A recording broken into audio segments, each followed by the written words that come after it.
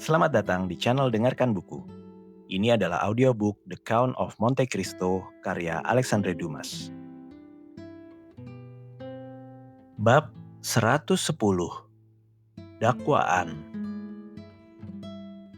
Para hakim mengambil tempat di tengah hening yang paling dalam. Para juri duduk. Monsieur de Villefort menjadi pusat perhatian luar biasa, bahkan nyaris dikagumi secara umum. Duduk di kursi kehormatannya, lalu memandang sekeliling dengan tenang. Semua orang memandang wajahnya yang kaku dan tegas itu dengan keheranan. Ekspresi tenangnya tak goyah sedikit pun oleh duka pribadi. Wajah seorang pria yang seolah asing pada segala emosi manusia membangkitkan sesuatu yang mirip teror. "Sipir," kata sang hakim ketua, "bawa terdakwa masuk." Pada kata-kata ini, perhatian publik semakin tegang. Semua mata tertuju pada pintu tempat Benedetto akan masuk. Pintu itu segera terbuka, dan si terdakwa muncul. Kesan yang sama menyergap seluruh hadirin, dan tak seorang pun tertipu oleh ekspresi wajahnya. Wajahnya tak menunjukkan emosi mendalam yang biasanya menghentikan detak jantung dan membuat pipi pucat. Tangannya, satu di topinya, satu di celah rompi putihnya. Tak sedikit pun gemetar. Matanya tenang, bahkan berkilau. Begitu masuk, ia langsung memindai seluruh majelis hakim dan para pendamping. Pandangannya berhenti lebih lama pada sang hakim ketua dan lebih lama lagi pada jaksa agung. Di samping Andrea berdiri pengacara yang ditunjuk pengadilan untuk membela dirinya. Karena Andrea sama sekali tak peduli pada hal-hal semacam itu yang baginya tak penting sedikit pun. Pengacara itu seorang pemuda berambut pirang. Wajahnya menunjukkan 100 kali lebih banyak emosi daripada si tahanan. Sang hakim ketua meminta dakwaan yang, seperti kita tahu, telah disusun ulang oleh pena Villefort yang cerdas dan tak kenal ampun. Selama pembacaan dokumen panjang ini, perhatian publik terus-menerus tertuju pada Andrea, yang menerima sorotan itu dengan ketenangan ala Sparta. Villefort tak pernah lebih ringkas dan fasih. Kejahatan digambarkan dalam warna-warna paling hidup. Riwayat hidup terdakwa, transformasinya, perjalanan kelam sejak masa kecil disajikan dengan seluruh kepiawaian yang hanya dimiliki oleh pikiran yang memahami jiwa manusia seperti sang jaksa. Benedetto pun dikutuk selamanya di mata publik, sebelum hukum sempat menjatuhkan vonisnya. Andrea sama sekali tak peduli pada dakwaan demi dakwaan yang dijatuhkan padanya. Monsieur de Villefort yang memeriksanya dengan teliti dan pasti menerapkan semua studi psikologis yang biasa ia gunakan, gagal membuat Andrea menundukkan pandangannya, meski tatapannya sedalam jurang. Akhirnya, pembacaan dakwaan usai. "Terdakwa," kata hakim ketua, "nama dan nama keluarga Anda?" Andrea berdiri. "Maafkan saya, Tuan Hakim Ketua," katanya dengan suara jernih. "Tapi saya lihat Anda hendak menempuh rangkaian pertanyaan yang tak bisa saya ikuti. Saya punya gagasan yang akan saya jelaskan nanti untuk menyimpang dari bentuk dakwaan yang lazim. Izinkan saya kalau boleh menjawab dengan urutan berbeda, atau saya tak akan menjawab sama sekali." Sang hakim ketua tercengang. Ia menatap para juri yang lalu menatap Villefort. Seluruh ruangan terkejut, tapi Andrea tetap tenang. "Usia Anda?" tanya sang hakim ketua. "Apakah Anda bersedia menjawab pertanyaan ini?" "Saya akan menjawab seperti semua pertanyaan lain, Tuan Hakim Ketua, tapi pada waktunya." "Usia Anda?" ulang sang hakim ketua. Saya berusia 21 tahun, atau lebih tepatnya akan genap dalam beberapa hari lagi. Saya lahir pada malam 27 September 1817. Monsieur de Villefort yang sedang mencatat sesuatu tiba-tiba mengangkat kepala saat mendengar tanggal itu. "Di mana Anda lahir?" tanya sang hakim ketua. "Di Athil, dekat Paris." Villefort mengangkat kepala untuk kedua kalinya, menatap Benedetto seolah melihat kepala Medusa, dan wajahnya menjadi pucat pasi. Sementara itu Benedetto dengan anggun mengusap bibirnya menggunakan sapu tangan kambrik halus. "Pekerjaan Anda?" "Pertama, saya seorang pemalsu," jawab Andrea sekenang-kenang.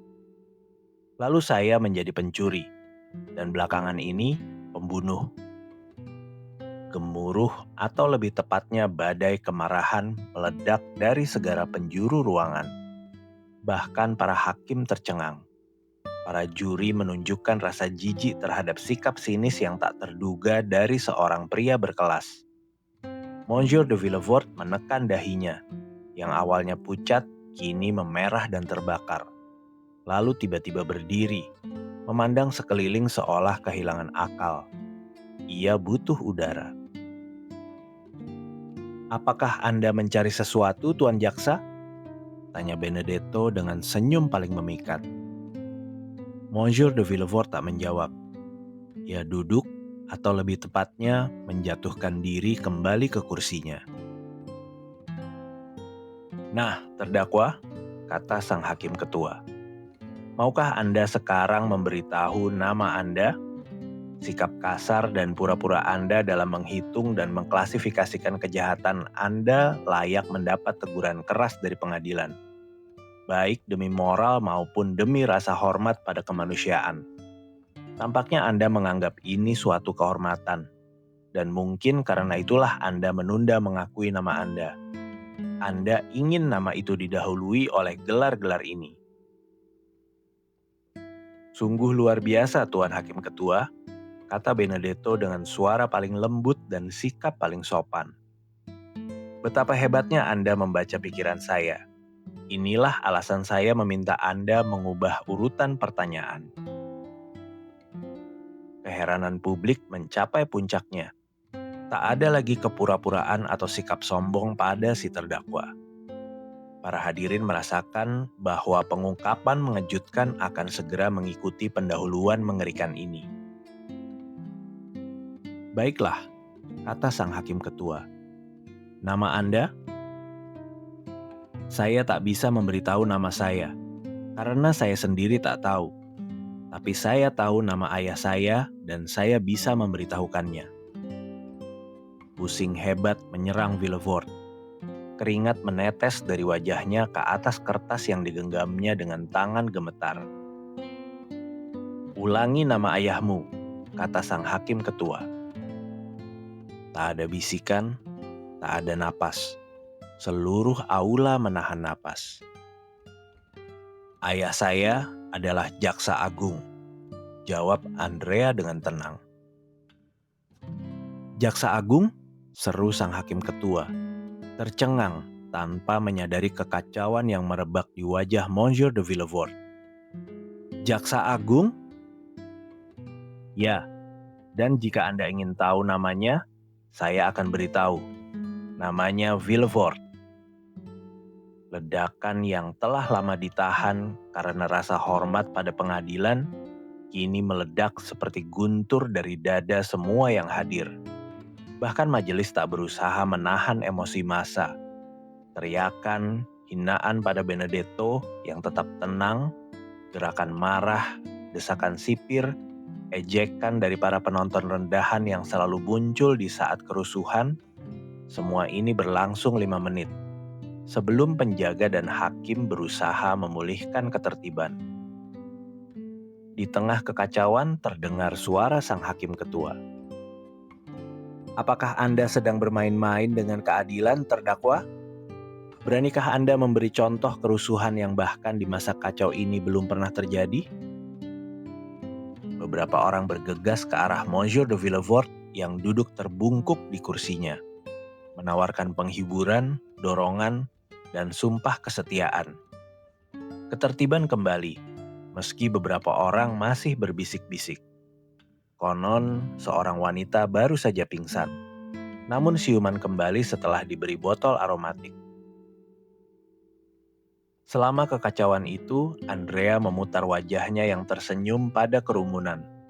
Lalu dengan satu tangan bersandar pada pagar kayu terdakwa, dalam pose paling anggun, ia berkata, "Tuan-tuan, saya jamin, saya tak bermaksud menghina pengadilan, apalagi membuat kekacauan sia-sia di depan majelis terhormat ini. Anda tanya usia saya jawab. Anda tanya tempat lahir, saya jawab. Anda tanya nama, saya tak bisa memberikannya, karena orang tua saya meninggalkan saya. Tapi meski saya tak punya nama, saya tahu nama ayah saya. Saya ulangi, ayah saya bernama Monsieur de Villefort, dan saya siap membuktikannya." Ada kekuatan, keyakinan, dan kejujuran dalam sikap si pemuda yang membungkam keriuhan.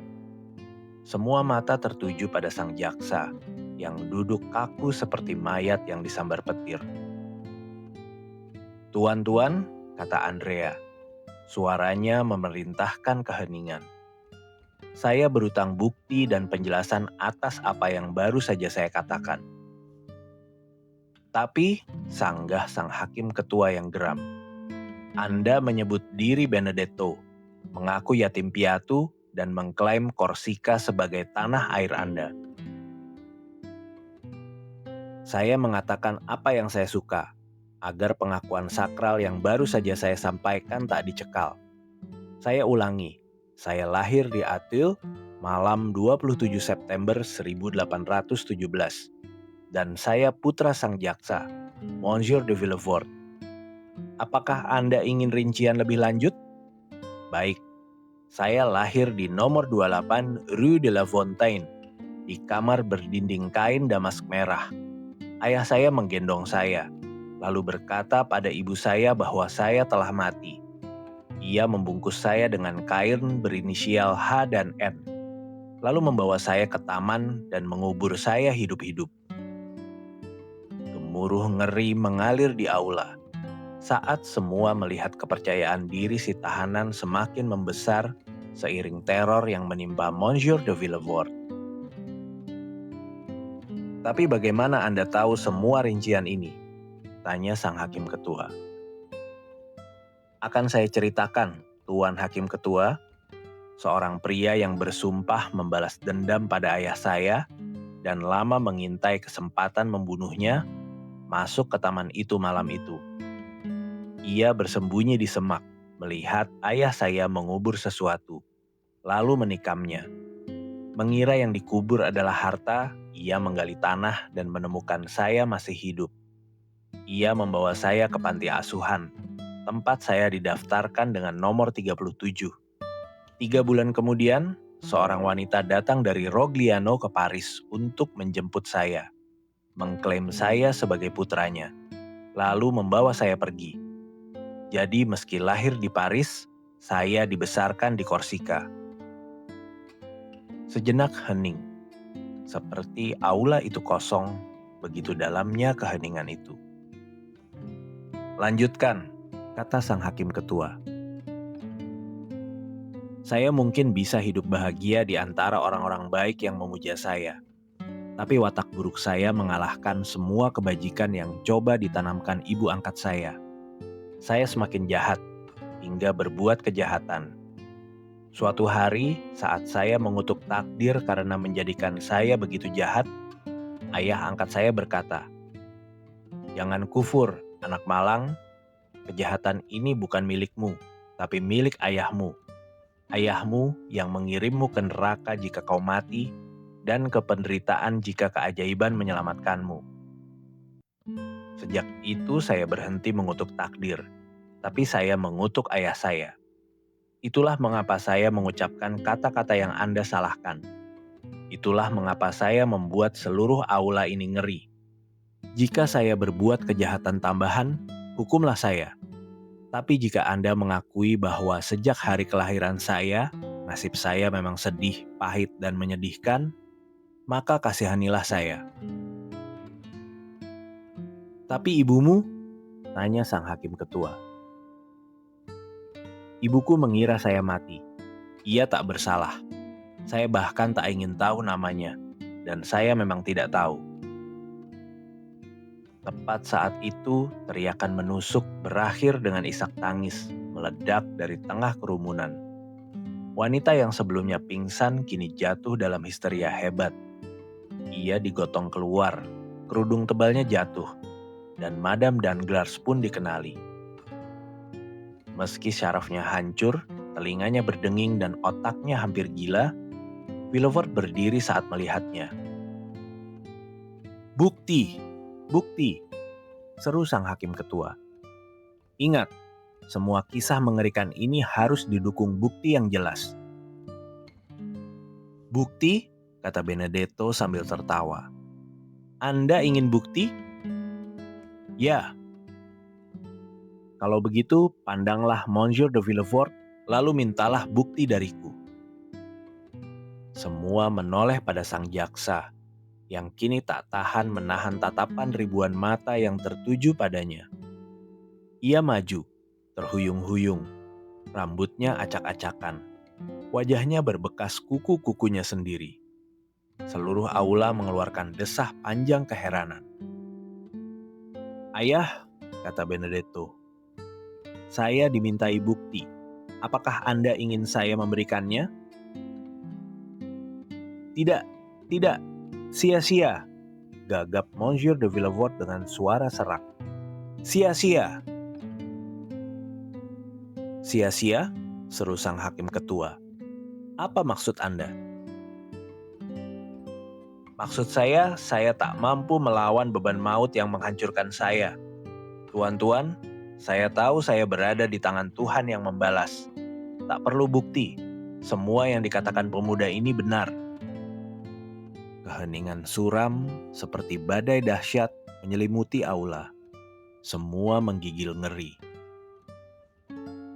"Apa, Monsieur de Villefort?" seru sang hakim ketua. "Apakah Anda sedang berhalusinasi? Apakah akal Anda tak waras lagi? Tuduhan aneh, tak terduga, mengerikan ini telah membuat Anda kehilangan akal. Sadarlah." Sang jaksa menunduk. Gigi-giginya bergemeletuk seperti orang demam tinggi, meski wajahnya pucat pasi. "Saya waras, Tuan," katanya. "Hanya tubuh saya yang menderita. Seperti yang bisa Anda lihat, saya mengakui bersalah atas semua yang dituduhkan pemuda ini. Mulai hari ini, saya menyerahkan diri pada jaksa yang akan menggantikan saya." Dengan suara serak dan tercekat, ia terhuyung ke pintu, yang secara otomatis dibuka penjaga. Seluruh aula terdiam, terpukul oleh pengakuan yang menghancurkan, yang sama sekali berbeda dari yang dibayangkan Paris selama 2 minggu terakhir. "Nah," kata Beauchamp, "biarkan mereka sekarang bilang bahwa drama itu tak alami." "Ma voix," kata Chateau Renaud, "aku lebih suka akhiri karirku seperti Monsieur de Morcerf. Tembakan pistol terasa menyenangkan dibanding bencana ini." "Dan lagi pula," tambah Beauchamp, "tembakan itu memang mematikan." "Dan memikirkan bahwa aku pernah berniat menikahi putrinya," kata Debray. "Ia beruntung, dia mati, gadis malang itu." "Sidang ditunda, tuan-tuan," kata sang hakim ketua. "Penyelidikan baru akan dilakukan, dan kasus ini akan diadili sesi berikutnya oleh hakim lain." Adapun Andrea, yang tenang dan lebih menarik dari sebelumnya, keluar dari aula, diiringi sipir yang tanpa sadar memberinya perhatian khusus. "Nah, apa pendapatmu soal ini, sahabatku?" tanya Debray pada sersan pengadilan sambil menyelipkan 1 louis ke tangannya. "Akan ada keadaan yang meringankan," jawabnya.